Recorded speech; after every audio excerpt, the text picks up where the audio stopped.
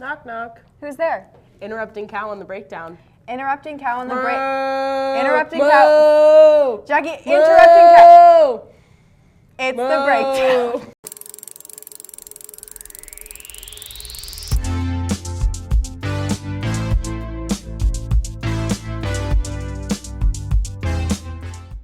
Good morning, DHS, and welcome back to the breakdown. I'm Rowan Reising. And I'm Jackie Rivera. Man, I was taken down last week, Jackie. At the wrestling match? I don't know what you're talking about. Oh, there was a wrestling match on Saturday. I hit the mats. It's true.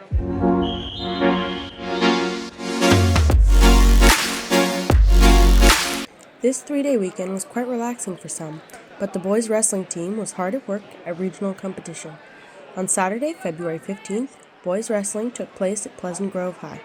This competition was select athletes from different schools and continued throughout the day.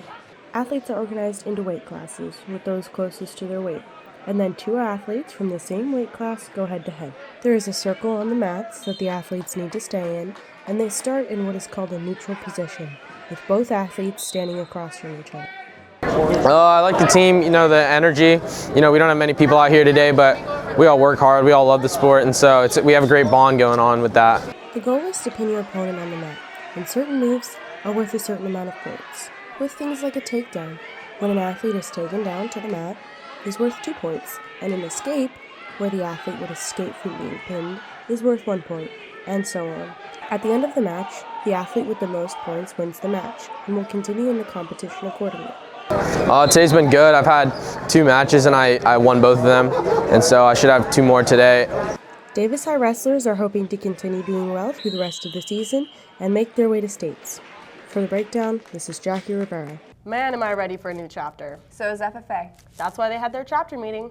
Sebastian De La Rosa turns the page. Last Thursday from 6 to 8 p.m., FFA organized its monthly chapter meeting, in which, after introducing the officers, various topics related to the FFA committees and their future projects were discussed, in addition to the plans for the FFA week. FFA members should come to the chapter meetings because we have FFA points that count to class credit, and then we also have free activities, we have free food that we provide for every chapter meeting, and I think it would be a great experience for each and every FFA member. After finishing the important part, every single chapter meeting has its own special activity. In this case, was a cookie decoration contest. The participants were given a cookie, icing and sprinkles of different colors, and 15 minutes as the time limit to finish. At the end, the officers chose the top 10 best cookies, and the winners were recognized. Hey, it's Derek. Y'all should come to the FFA chapter meeting. It's fun. We do activities and competition. Tonight we did a sugar cookie competition, and your boy got 10th place. You already know. So pull up. This was Sebastian De La Rosa for the breakdown. Is this mooted government? No, silly, it's student government. What's up, DHS? We're back with your STUD GOV announcements for the week. So first up, thank you for everyone who voted in the ASB election. We really appreciate it. Also, Kindness Week is the first week of March, so make sure to keep an eye out for that. We're in the midst of a school-wide event right now of raising money for the Blair High School, which has been affected by the Eaton fire in LA. And in your 4th period classroom, you will have a tip jar, and there will be a QR code for more information on this. And yeah, stay tuned for that. The winner will get a donut party. That's all we have for you this week. Thank you. Jackie, what have you been cooking up recently? Nothing much. Well, you should check out the Science Cafe. Alyssa Hwang stirs the pot. Last Wednesday, February 12th, the UC Davis College of Letters and Science held its monthly Science Cafe. The event is held at G Street Wonder Bar in downtown Davis, where both adults and children can unwind while immersing themselves in the world of science, soft drinks provided. At the Science Cafe, guests were able to ask questions, contributing to the casual conversational environment. So the whole point of Science Cafe is to be accessible. As a result, we don't have this event, in a lecture hall at UC Davis. We have it out here in the community at a bar. That's a common location for science cafes.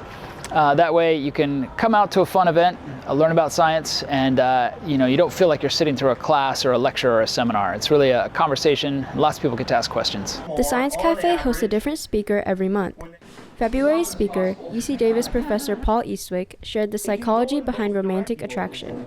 I want to talk about this idea that attraction is a cocktail, and all I mean by that is that there are multiple ingredients that have to come together.